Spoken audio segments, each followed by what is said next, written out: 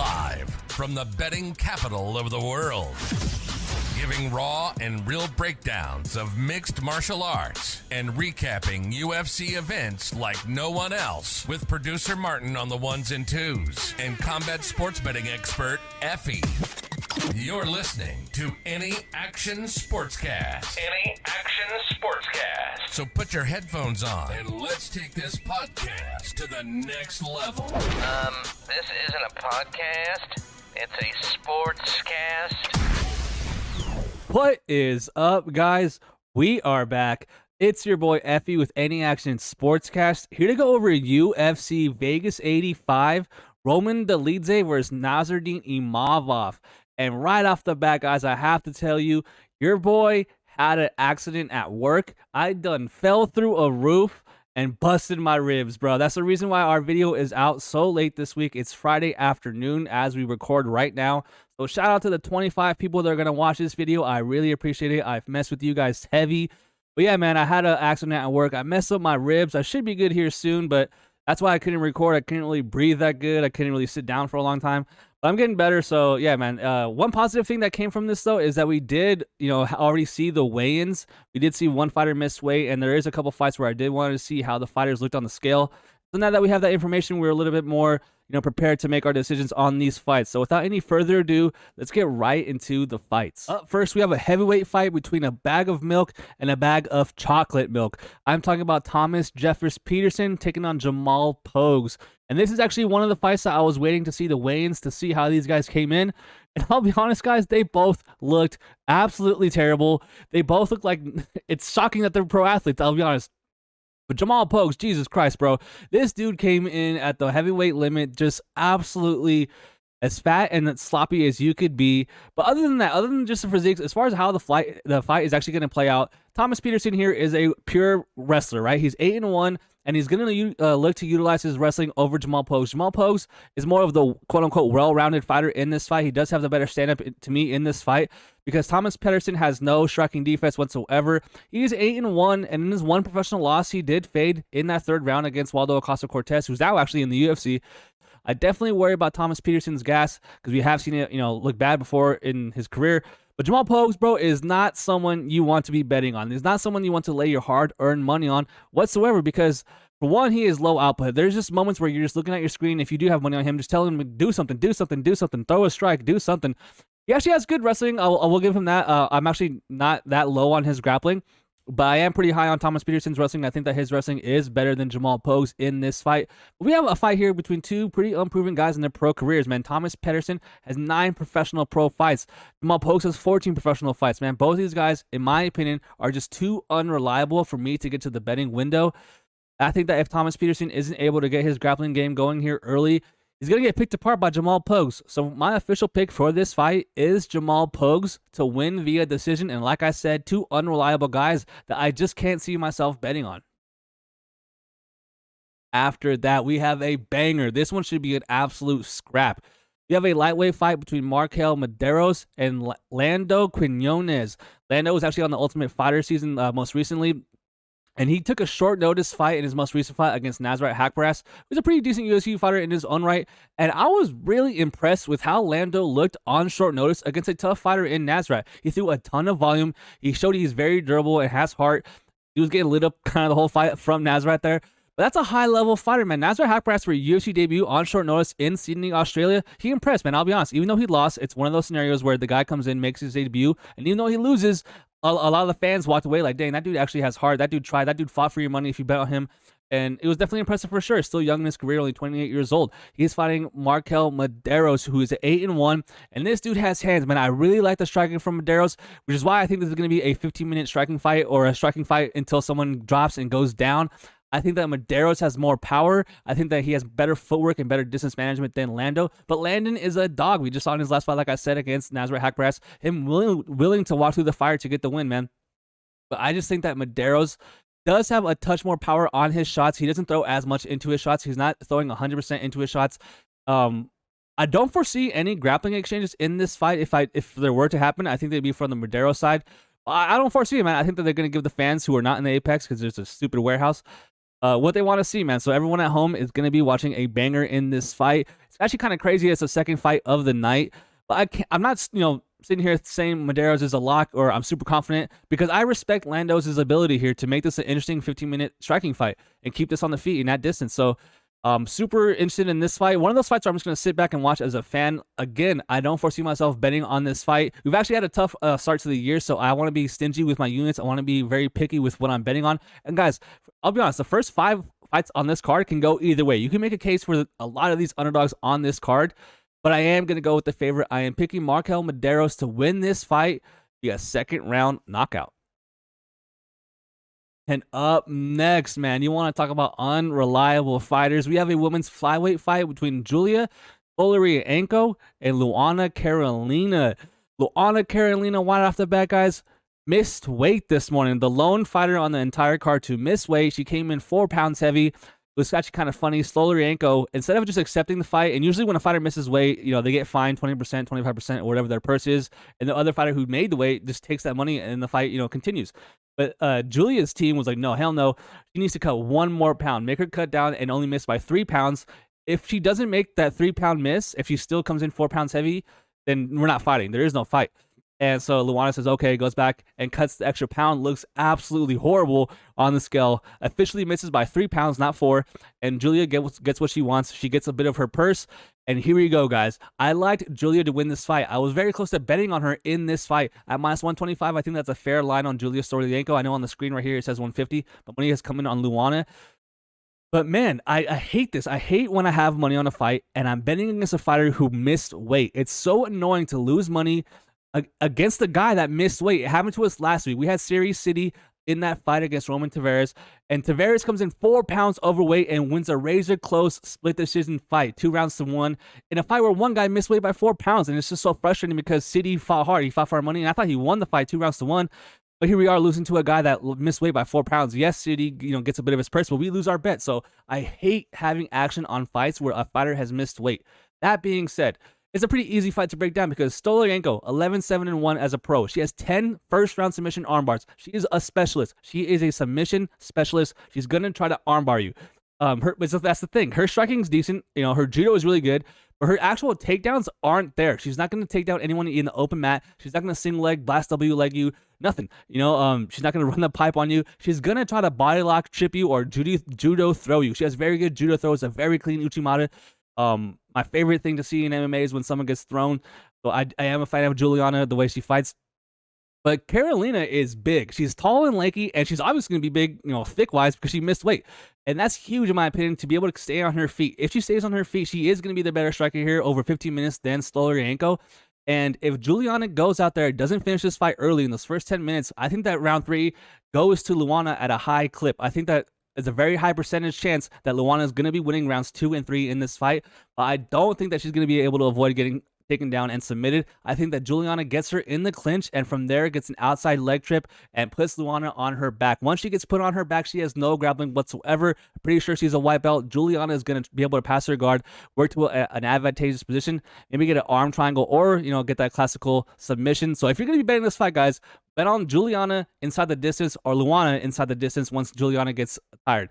Because both these fighters are not very reliable. They're not very durable. One person's a specialist. The other person missed weight by 3 pounds. Staying away big time. My pick and my prediction, Juliana Stoliarenko, round 2, armbar submission. Up next, we have a featherweight fight between Blake Bilder and Jeong Lee. And in this fight, it's going to be a banger, man. We have a striker. Well, not really a striker. Jeong Lee is pretty well-rounded. We're a pure wrestler. Blake Bilder is a wrestler. He's going to look to grapple in this fight, and I like him, man. I like his speed on his takedowns. I like his speed, on his transitions. I think he looks good on the mat for sure, but the one giant red flag that you can't avoid in Blake Bilder is his striking defense, man. He is getting rocked in almost every single one of his fights that I see. It's not good. His striking defense is not good. This dude has Tony Ferguson, Nate Diaz syndrome, where he doesn't care. He just goes forward, has no striking defense, has a slow guard, his hands by his chest, and he's getting clipped because he wants to shoot in on you, grab you, and take you down and submit you. That's his game. He's fighting Jeong Lee, who came off winning the Road to the UFC competition, which is actually a really cool thing that the UFC is doing, trying to tap into that Asian market. And the finals actually for the new season are actually on Saturday after this card. But yeah, Jeong Lee won that, and he looked good doing it. He actually showed flashes of his wrestling. So like, it's not like he's just gonna come out here and just get blast doubled by Blake Bilder and not have any down blocking or any sort of defensive wrestling here at all. Young Lee is well rounded. I actually like this guy. But the striking definitely goes to Young Lee here in this fight. I think that Lee is gonna finish Blake Bilder in this fight round 1. But bro, I am worried that Blake Bilder will take him down and submit him. Like I said, guys, there's a lot of favorites, a lot of underdogs in this fight, on this card in general, that you can make a case for. And Young Lee is still young in his career. He's only have 11 pro fights. So is Blake Bilder, though. Blake Bilder has only had 10 professional fights. Man, just unproven commodities. We have 2 unproven guys, in my opinion, at least. And so I don't want to bet on that. I don't want to bet on guys where we're betting on the potential. You know, what we assume we should see from them, because Young Lee is still young, man. I'm expecting to see him, progress in the featherweight division and really make something of himself in the UFC. Whereas Blake Bilder, I feel like we already know what we're gonna get. We're gonna get a guy that's gonna go there, throw a couple 1-2s and look to take you down. So, man, he's just too one-dimensional, and his striking defense is just too bad. I wouldn't be shocked to see Blake Bilder win this fight by submission. But at the same time, I just can't get over the fact that Lee is very clean with his hands. He's very fast. I think there's a big-time speed disadvantage here for Blake Bilder. Give me Lee to win this fight via first-round knockout. And that brings us to a welterweight fight between Themba Gorimbo and Pete Rodriguez. Now, Gorimbo on the screen right there is a massive -250 favorite. Rodriguez coming in at +200. And I believe that this line has actually moved in the opposite direction. Money coming in on Pete Rodriguez. Now, this is another fight between 2 unproven guys. First of all, let me be the first person to say that I am not high on Themba. I am low on Themba. I do not think he's a UFC level fighter. You know, it kind of sounds harsh, but obviously he is. He's in the UFC. But like, his skill set, there's nothing that I saw from him that makes you think, okay, the UFC should sign that guy. They should tap into the African market in Zimbabwe and give this guy a shot. I mean, yeah, he's fine. He's not a scrub, but there's nothing, not his grappling, not his striking, that it makes me think that he's a high level fighter. If you were to describe him as a fighter, you would say that he's a grappler. But every time I watch him, he's trying to strike for extended minutes of time and looking bad doing it. He's fighting Pete Rodriguez, who is he's 1-1 in the UFC. He's fought twice in the UFC, but both times you can't really take anything as you walk away. He lost his debut against Jack Della Maddalena, who's one of the best strikers in the division, one of the best strikers in the UFC, honestly. And so, yeah, like, of course, getting knocked out by Jack Della Maddalena doesn't really tell me that much, because Jack's a savage. Jack is a top 5 fighter in the division, going to be fighting for a belt one of these days. Whereas Pete Rodriguez is making his debut. Like, yeah, of course you're going to get smucked by that guy.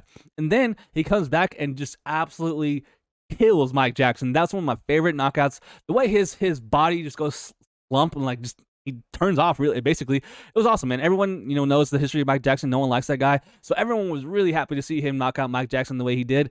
And, bro, that was awesome. That's the thing with Pete Rodriguez. Pete Rodriguez can crack. That's the one thing I do know about him. He has heavy hands, man. This dude has stones for hands and can crack. That brings me to my next question, though. I haven't seen enough of Pete Rodriguez's ground game to say he can't wrestle, or he can wrestle one way or the other. A lot of people this week are doubting his grappling ability here from Themba, or against Themba, I should say. The general consensus is that Themba, once he does take down Pete Rodriguez, is going to be able to submit him once he does get him on the mat. But I can't be that confident, because I've never seen Pete Rodriguez have to defend a takedown or, scramble in a high-level fight. Man, I think Themba is going to get knocked the hell out in this fight. I think Pete Rodriguez wins as an underdog in this fight. I switched. I was all week on Themba. Themba comes in on weigh-ins and looks like trash on the scale. He looks terrible on the scale. Pete Rodriguez looked fine. He looked totally normal. Which is actually funny, because Pete Rodriguez is the one that has struggled on the weight scale previously in his career. So, like, a lot of people were actually questioning him to see how he came in. But now he's at 170, not 155. He really struggled at 155 earlier in his career. But, dude, I don't know, man. I am just not sold on Themba, as you guys can probably tell. Can't really haven't mentioned it yet, but Themba Gorimbo is actually the guy that went viral for The Rock, chipping in and helping him with this story. Super inspirational stuff. Themba Gorimbo had $7 in his bank account when he won his last fight, and so he really needed to win that last fight. The Rock ends up hearing about him through social media, reaches out, buys him a house, obviously paying for his training and stuff like that. But, man, I think it was an ill-advised investment from The Rock there, because I don't know if he's ever watched Themba Gorimbo fight, because, bro, I'm telling you, he's not that good. Give me Pete Rodriguez to bust that hype. Sorry, bro. Give me a first or second round knockout for Pete Rodriguez. And you want to talk about bad investments in Barstool Sports? Up next, we have Molly McCann taking on Diana Belbita. And yeah, man, Molly McCann, what do we even start with her? So she's on a 2-fight losing streak, but man, Erin Blanchfield, the one that beat her 2 fights ago, she could probably beat Diana Belbita with one arm. If you tied Erin Blanchfield's arm, one of her arms behind her back, she could probably still beat Diana Belbita. But the big giant red flag was this last fight, Julia Stoliarenko. That was a fight where the UFC clearly sees that Molly McCann's getting out wrestled by fighters, and Julia can't really wrestle, can't really get the fight in that area onto the mat. And she's a specialist. We talked about her earlier a few minutes ago. Julia's going to be looking for that armbar, and dude, she got it. Like, that's so embarrassing. How can you get finished by a specialist from their move, from the one thing that you know going into the fight you have to avoid, and then to actually have it happen to you? That's got to be so demoralizing. She actually retired after that fight, which made a ton of sense. You know, she blew up on the scene with that spinning elbow over Luana Carolina, who's actually on the card as well, and then she won against Hannah Goldie right after with another spinning elbow, and so her hype was like skyrocketing. But everyone that watches the fights knows that she's not that good. She's fighting these lower level fighters, finishing them looking good, but bro, she's not that good. Sure enough, Barstool Sports invested $1 million into her. That was before the Hannah Goldie fight. It comes out, the UFC raises her competition level, gives her Erin Blanchfield, and she gets smoked. And they give her a lower tier opponent, and she still loses. Still gets finished. She's been finished twice in a row now. On the other side, though, bro, it's hard to make a case for Diana Belbita. Diana Belbita is another fighter who's contemplating retirement. In media week this week, she was telling the media that it was over. She lost her last fight against Karolina Kowalkiewicz, a former UFC champion, or at least contender, I should say. And she said that she was done. She was like, all right, I'm going to look, for a new path in life and try and make money other ways. But then the UFC offered her this Molly McCann fight, and so she took it. And this is actually a rematch, guys. And I feel like a lot of people are just being super lazy, seeing that Molly McCann won via decision, and it was like a 30-26, a crazy dominating fight, right? But if you actually watch the fight, Diana Belbita looked good in that very first round. And yes, as the fight progressed, Molly McCann was able to get those takedowns and really dominate Diana really, really bad. Diana ends up getting a point taken away for grabbing the fence to stop a takedown, which, credit to the ref. Definitely right call there. But, bro, to me, this comes down to not letting Molly McCann grab you. This is like when that clip of Conor McGregor in The Ultimate Fighter where he's yelling at the guy he's coaching and he's like, get off your feet, or get on your feet, get on your feet. And that's going to be how I'm looking at this fight. If Diana can just stay on her feet, I think that she's a better striker than Molly McCann. It's just that Molly McCann probably will be able to get those body lock takedowns. She doesn't really shoot blast doubles or single legs in the open. She wants to get you on that warning track and push you on the cage, and from there, wrap her hands around you and try to get you down from there. Damn, bro, because if she does do that, I think that she's going to work Diana really bad in the area for wrestling here, because Diana Belbita, man, I'm just not impressed at all with her, especially her defensive wrestling. Tough fight. I am going with the underdog. I'm going with the underdog in this fight. Give me Diana Belbita. She was just so young in that first matchup. I think that she's improved a lot since then. And to fight someone, all those years ago, she was only 23 years old, barely making her way into the UFC. Now she's a UFC vet, has a ton of fights under her belt. It's not her first rodeo. And I don't know how much Molly McCann is motivated at this point in her career. She's already made her money. She's not going to be fighting for a belt anytime soon. She's contemplating retirement. Give me Diana Belbita to win this fight via decision. And before we get into the first fight on the main card, guys, do me a favor, hit that like button, hit that subscribe button, leave a comment, and let me know what you think about my picks so far. Do you agree? Do you disagree? Are there underdogs that you like? Who are you fading this week? Let me know. And honestly, it wouldn't be a bad idea to fade, because so far we've been ice cold on our bets. But so far, guys, 5 fights, I think it is. And not one single fight so far has proven to have a good betting angle to me. I feel like sometimes the best bets you can make are the ones that you don't make, which brings us to this fight, man. Gilbert Urbina takes on Charles Radtke in the welterweight division. Gilbert Urbina comes in as a massive -200 favorite. Charles Radtke, the underdog, at +165, right? So I think Gilbert Urbina wins this fight at a pretty high clip, but it's just at -200. Am I really willing to bet $200 that Gilbert Urbina wins this fight to win 100? I don't think so, man. I'm not that confident. That's all you guys. You guys can go ahead and lay the chalk on Gilbert Urbina at -200, but not me. And I think that a lot of people that are on Gilbert Urbina pushing that line to get wider are fading Charles Radtke. I just don't see how you can support someone like Gilbert Urbina at -200 in the UFC against anybody. Yes, he won his last fight against Koski via knockout. Great finish there. But Koski's not that good of a fighter, guys. Before that, lost to Brian Battle. And Brian Battle ends up being a pretty durable guy in the UFC. Urbina on the Ultimate Fighter, I mean, he wasn't bad. Don't get me wrong. I wasn't like, oh, man, this guy sucks. But he's not that good, guys. I don't really see one area of his game where he can separate himself. Charles Radtke, another striker, just like Gilbert. I don't foresee any wrestling in this fight. If it does, it's probably going to come from Radtke in this fight. But I think that Gilbert Urbina is going to be able to down block and stay on his feet, keep this upright, and just make this a pure kickboxing fight for 15 minutes. Charles Radtke is coming off a performance against Blood Diamond, a pure kickboxer, and he was struggling to get him down, man. It was so crazy to see Charles Radtke clinch up as much as he did in that fight and really make that a boring fight for his UFC debut. Because when I was going into that fight, I thought Chuck Buffalo was a striker, like a pure, trying to throw hands at distance type fighter, and he goes out there and tries to take down Blood Diamond. So to me, that shows, he actually has good fight IQ, because a lot of these guys are just entertainers. They don't really care about winning and advancing in the rankings and trying to pursue their belt. They just want to make a fun fight, for the fans and get their money. So sometimes you gotta be aware of that. So sometimes you're betting on an entertainer, not really a guy that's gonna go out there and kill somebody for your money. I think that Gilbert Urbina is going to try to win this fight more so and not make it an entertaining fight. But man, at minus 200, that's a lot of chalk to be paying in a fight that I think that goes the distance. And I think that Gilbert Urbina wins this fight 29-28, 30-27. I just can't get behind minus 200. I do think that he wins this fight. And the last thing I'll say about this fight is that right here on the screen, it says that Urbina is 6'3" and Chuck Buffalo is 5'9". I actually have my suspicions that that's wrong. Sometimes Tapology and the UFC get these numbers a little bit wrong, because if you watch Charles Radtke, there's just no way he's 5'9". They actually faced off today, and there's no way he's 4 inches shorter than Gilbert Urbina. Yes, he is shorter. Yeah, he's smaller. But I don't know about 4 inches, bro. Like, dang, 5'9", that's short, dog. Like, that's really, really short. So he's not that short. He's like 5'10", 5'11". So that's just interesting. I feel like a lot of people are seeing those crazy, differences in height and reach, and just thinking Gilbert Urbina is going to have a huge size advantage in this fight. I mean, he will have a size advantage. I don't think it's that exaggerated. So give me Urbina to win this fight via decision, and a fight that, man, good luck to you if you bet on Urbina, but not me, man. I am going to pass. Just the way my year's been, I know like I said earlier in the show, I want to be stingy. I don't want to force anything. I think Gilbert Urbina wins that fight via. And up next, we have the MMA Twitter's war of the card, man. This is a battle. Everybody's on opposite ends of this fight, and I'll let you know who I'm on right now. We have Aliaskhab Khizriev versus Makhmud Muradov.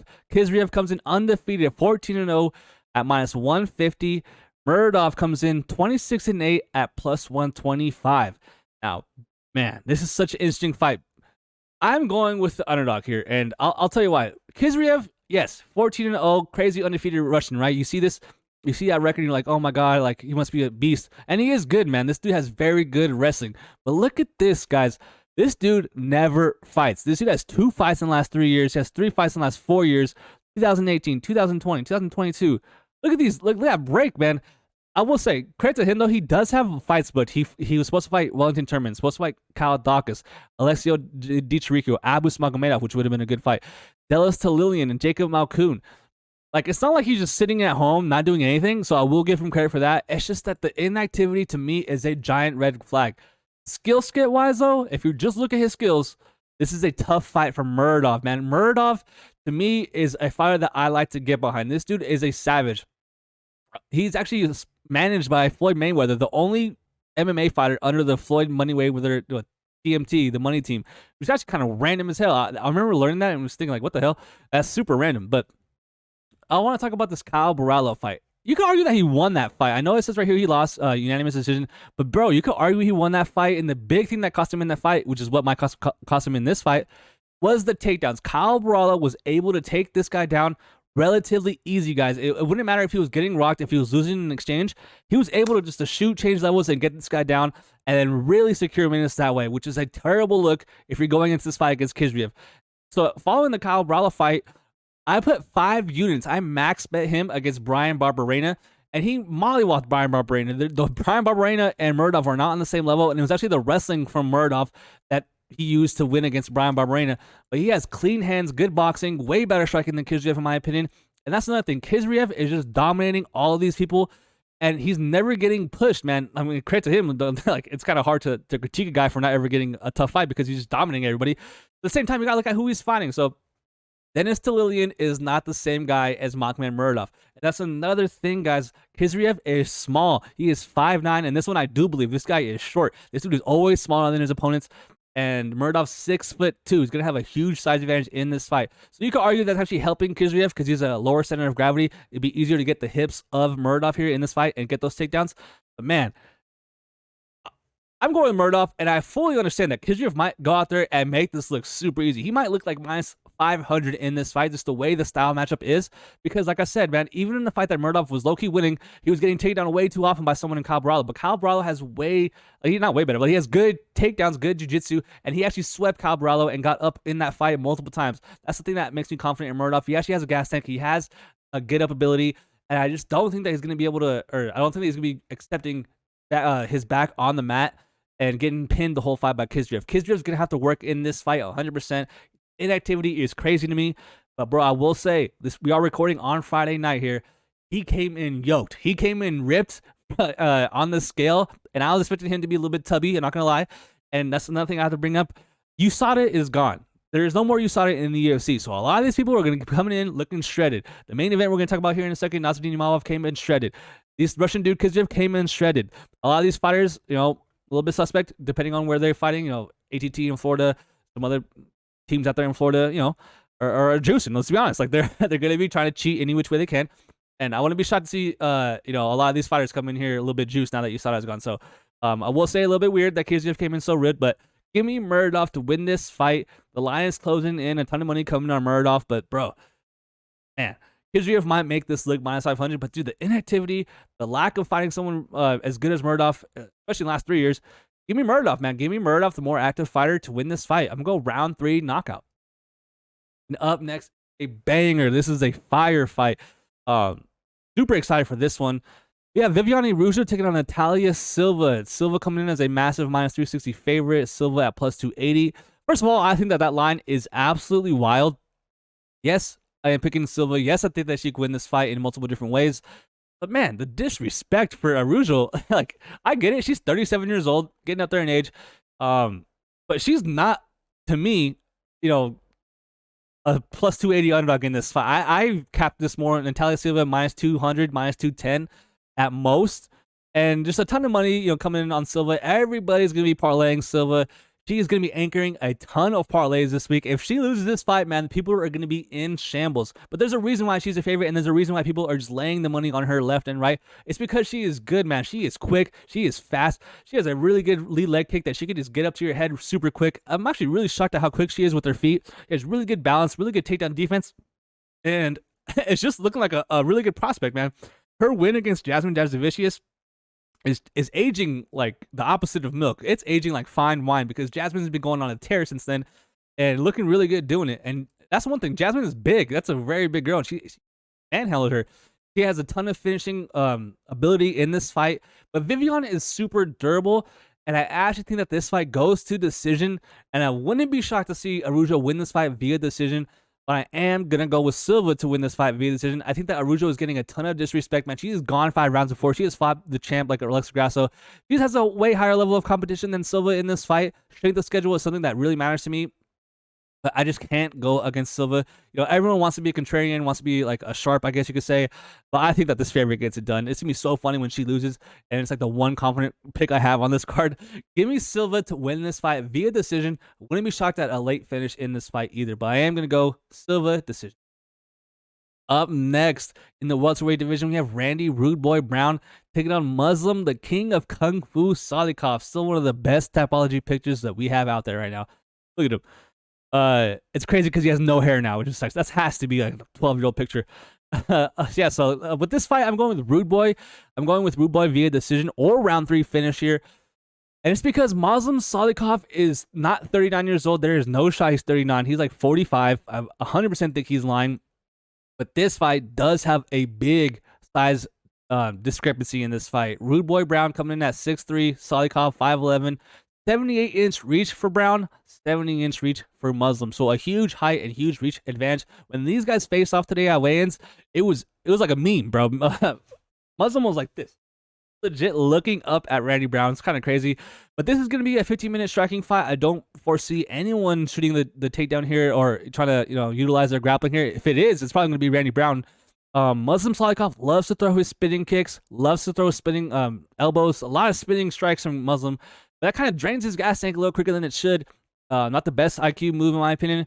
Whereas Randy Brown can go back, fight on his back foot a lot. He does have the tall man defense where he just head back but he's tall. Like, so what do you want him to do? But I think that he's going to be able to pick apart Muslim here, utilize those leg kicks, He's gonna have to actually leg check a lot, check leg kicks a lot from Muslim. I think Muslim's gonna be chopping the leg down here on Randy quick, especially early in this fight.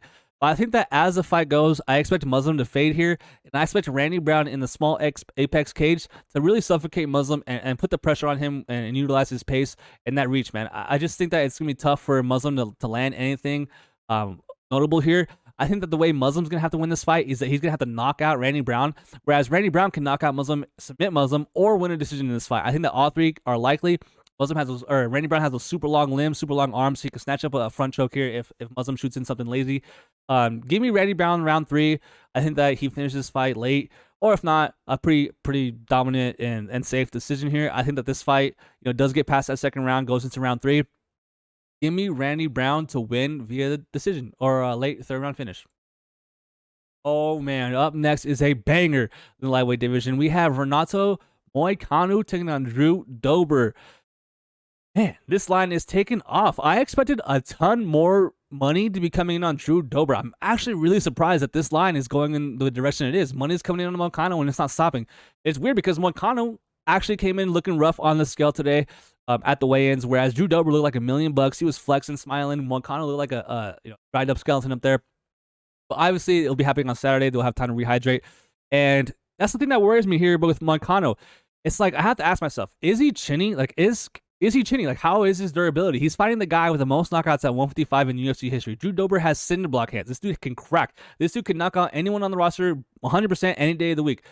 But lately, he's been having a little bit more issues with this chin. Mafrovola knocked him down and rocked him pretty easily. I was kind of shocked at that outcome. And then they gave him Ricky Glenn, which was like a crazy. I don't know why they booked that fight. I don't know what Ricky Glenn did to the UFC brass, but yeah, they went in there to get slaughtered, and he got that knockout finish. Renato Moicano coming off a win against Brad Riddell, where he looked really good in that fight. Moicano is a very good back taker. Once this fight does reach the ground, I actually expect Moicano to pass Drew Dober's guard relatively easily and get to his back, because that's one thing about Drew Dober. He's been submitted a ton of times in his career, a ton of times in the UFC, but the guys that are submitting him, guys, are high-level guys. I mean, it took Islam Makhachev until the third round to submit Drew Dober. I mean, dang, this is a 3-round fight. I don't know if Moicano's going to have that much time to not get knocked out here by Drew Dober. Either way, though, I think someone's going to get the business. I think someone's going to get this work. Either Moicano's going to get knocked the hell out, or Drew Dober's going to get subbed. If this goes to decision, it's one of those like Gaethje and Chandler things where like, how the hell does Justin Gaethje and Michael Chandler go to decision? Sometimes that happens, bro. Sometimes there's just no way. You're looking at this fight, like there's no way it can go 15 minutes. There's no way.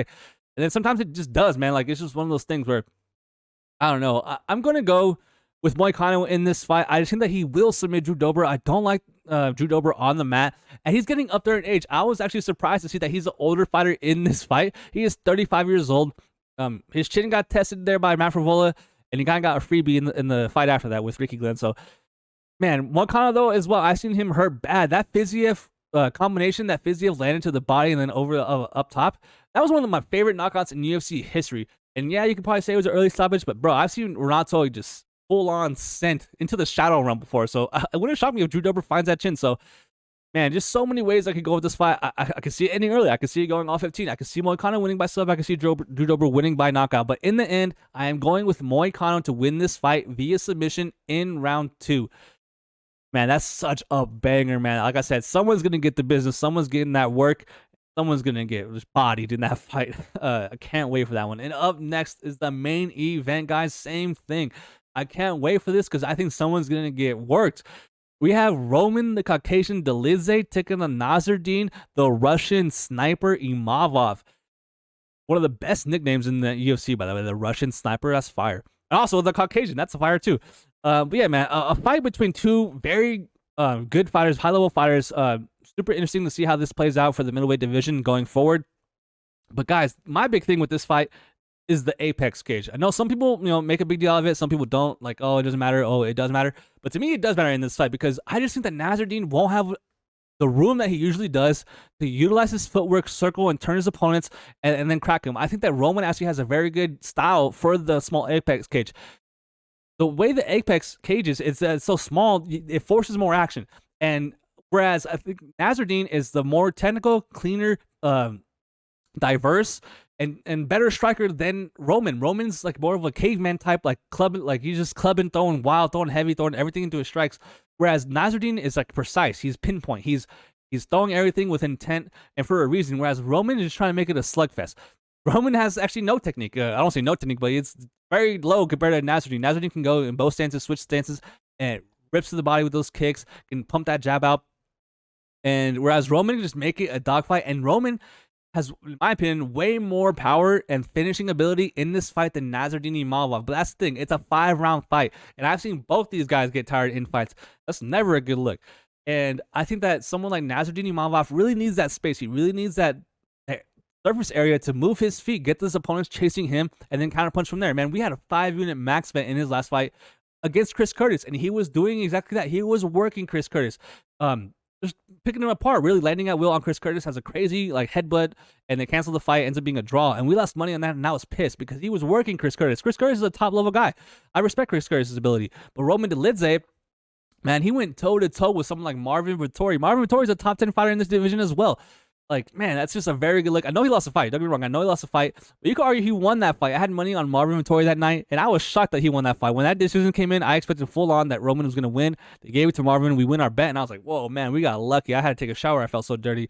Like, man, I think that Roman Dolidze in this fight has the grappling advantage, has a jiu-jitsu advantage in this fight, and has a clinch advantage in this fight. I think that Nasruddin Imavov at distance has a technical advantage in this fight and has output advantage in this fight. And then at distance, on the feet, Roman has the power advantage. So I think that Roman has more fight-ending ability in this fight, in a 25-minute fight in the Apex cage, than Nasruddin Imavov. I think Imavov has more likelihood to win this fight down the stretch, whereas Roman has more likelihood to win this fight early.